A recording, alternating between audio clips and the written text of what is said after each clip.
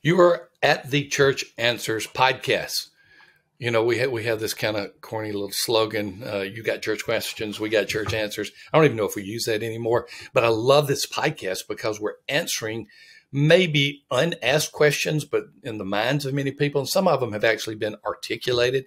They have been asked. In fact, by the time you look at all of our repository of interactions at Church Answers Central, which is an incredible consulting and coaching arm of Church Answers, where we're answering questions 24/7. I could get into that. I think that we've probably covered every topic that I will be going over in the Church Answers podcast. Well, before we get started, let us always thank our sponsor.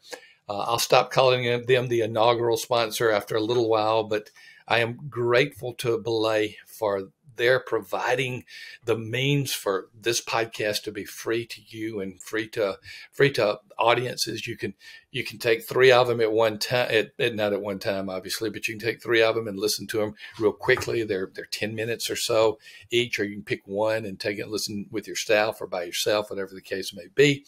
But Belay is allowing us to do this. And just keep in mind what Belay does. They help us leaders to do things where we can improve our personal and professional life. Sometimes we're in the way. You know that? Sometimes we're doing so many things that someone else could do, we cannot do the main thing. And so they can provide such help as an executive assistant. They can provide help such as a bookkeeper. You can go to Belay. You can find out all that they do, belaysolutions.com. Hey, to get started, here's what I want to recommend to you. I'll be saying this in several episodes, but hear it again. Get their fantastic book, Delegate to Elevate. It's a free book, free ebook that is for you. And when you go to Delegate to Elevate, it'll tell you how to download it. You will absolutely love it. It will be beneficial. It's in the show notes. The link is in the show notes, or you can go to belaysolutions.com/Tom Rainer. Once again, that's belaysolutions.com/Tom Rainer. Okay. Question. In episode 10, which we released at the same time as 11 and 12, and this is episode 11. In episode 10, we talked about bivocational and co-vocational. Should I go bivocational or co-vocational, or should that's what it be? And now we're going to ask the question: if I am a leader, should I focus on hiring bivocational or co-vocational staff? I'm going to give you a simple answer: yes. Now, does that mean for every position in your church? Not necessarily. But I think that you can augment your church so well with a number of co-vocational staff. And I'll call them co-vocational because it's usually the choice of the church and the choice of the staff person. So I'm just going to call them co-vocational since it's more volitional than financial need. And I know a church, it's a larger church, so please keep this in mind. It's a church running about 700 in attendance, and they have 10 co-vocational staff person in addition to several full-time, probably 4 or 5 full-time. Their 10 all focus on different areas. One helps with the groups, one helps with outreach, one helps with seniors ministry. Each of them work 5 to 10 hours a week, but they do a tremendous job at the church, and they get experience. They're able to work in areas that are usually their passion. That's why they accept the position. So I'm just simply saying the answer to should I focus on hiring bivo or co-vocational staff is yes.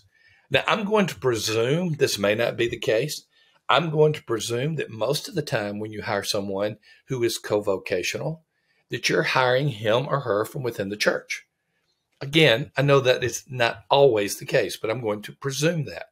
That is the most common approach that we're seeing to co-vocational hiring, and it is a good approach. Now, why is it? Why is that such a good approach, and why does it answer the question yes when we say, should I focus on hiring bivocational or co-vocational staff?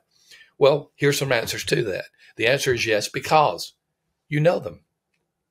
Obviously, if they are in the church, you know them well. And even if you don't know them extremely well, there are people in the church that you trust that do know them. You're not getting some type of unknown person where you're hoping that it will work out. You have seen them demonstrate usually lay leadership within your church. And now you're giving them the opportunity to be on staff. And even though it may only be 5 or 10 hours a week, you're getting someone who will be passionate about that. I can think of of someone that came on as an associate children's minister. And she just showed passion for children's ministry as a layperson. And as the children's ministry grew, they needed help. And so she came on, I believe, 10 hours a week. And she was just delighted because she was recognized as a part of the staff. She was compensated fairly for those 10 hours that she came on. And the church recognized her as well. One of the reasons you want to say yes to hiring co-vocational staff is you know them. A second reason is you have means to train them. There are lots of options to train people who do not have formal ministry theological training. Ours, of course, is called Church Answers University. It's an incredible option, highly affordable, very accessible. The degree is extremely attainable. And let me say the certification, not the degree, is extremely attainable. We'll put that in the show notes, but that's the means by which you can start bringing people into your church, and they can go at their own pace at Church Answers University. And it is an incredible way to train. And it's basically becoming your in-house seminary. In fact, we have some churches that we call ministry training centers because they're bringing so many of their own people through this training mechanism. So you have the means to train them. That's the second answer to the question. The third answer is they know the community. They know the community. If you're bringing them from within the church and you're bringing them on staff, co-vocational, they know your community very well. Usually when a new staff person comes on, he or she is coming from another town, another community, and the learning curve about learning where you live and the culture and the different ways that people live and act can be a year or 2 years. Well, usually when you're hiring someone co-vocationally, that person already lives in the community. They already know the community. So this is a big advantage if you decide to hire someone co-vocational.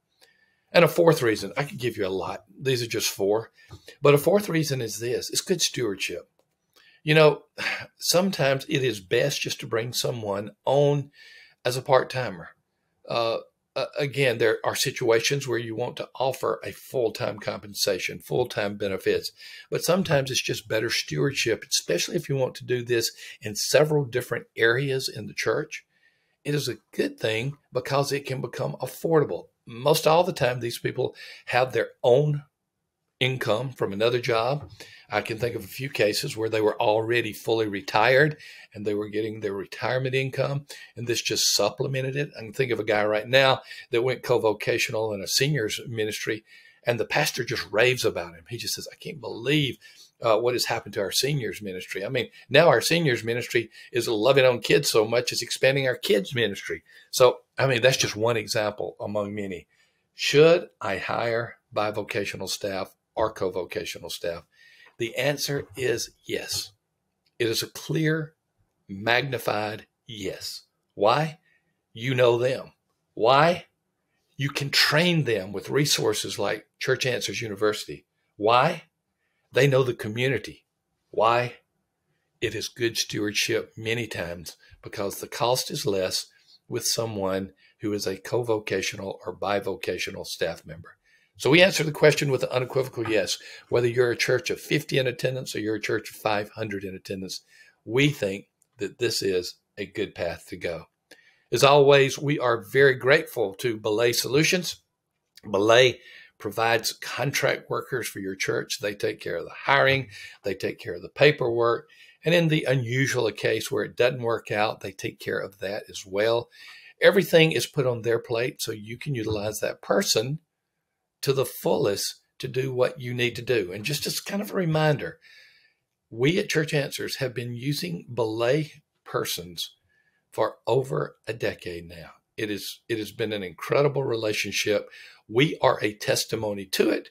From almost the beginning of Church Answers to this very moment today, we've had someone from Belay as a part of our team, and we have been very blessed in order to do so.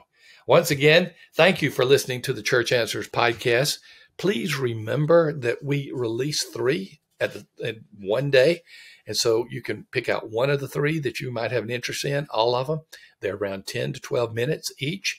And you can listen to them yourself. You can take them and listen to them with leadership, or you can view them on YouTube if you happen to be watching us as well.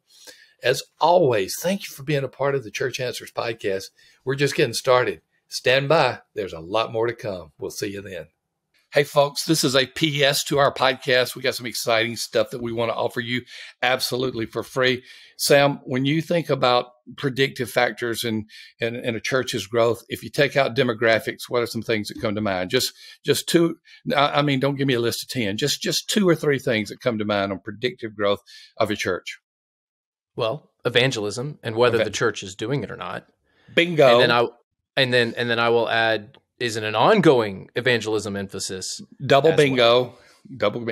Maybe something about leadership and their commitment to that. So all of the above. Evangelistic churches have evangelistic pastors. Is the staff, is the lead pastor doing the work themselves?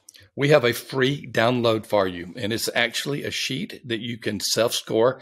You answer 20 questions, anywhere from strongly disagree to strongly agree, and we come back and we predict what your growth rate is going to be for the next year in worship attendance. It's not a perfect tool, but it's a good tool. There's a link to that for the attendance predictor. Look in the show notes. You'll absolutely love it. That's cool. We'll see you soon.